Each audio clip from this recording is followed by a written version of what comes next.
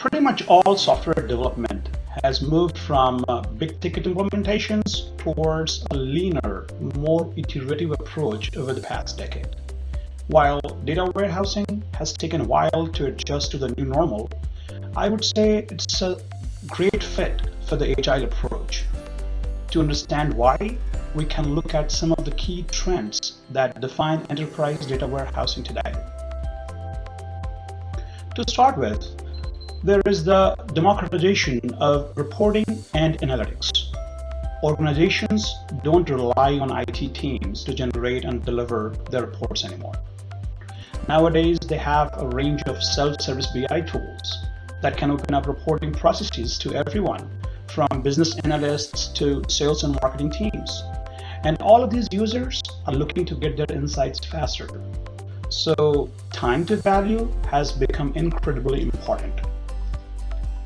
Second, you must account for the growing volume, variety, and velocity, the 3 V's of data moving through your enterprise.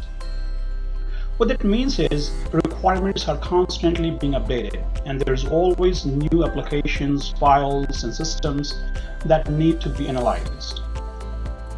Finally, the questions that businesses ask from their data are becoming far more complex. You can see this in the move from simple descriptive analytics towards predictive modeling and prescriptive insights. Not only is there more data to investigate, but users also need to be able to query it in a much more intuitive ways. So how does the agile methodology fit in here? Well, there are 4 fundamental principles that I can think can transform the way businesses look at their data warehouse development. Number 1, and the most important, is that we have to prioritize the delivery of a working solution that can answer a current business question.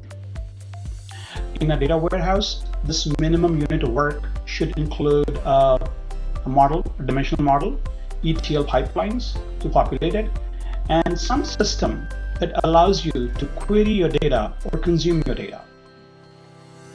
Number 2, you need to break this work into smaller iterations, cycles, or sprints, if you will.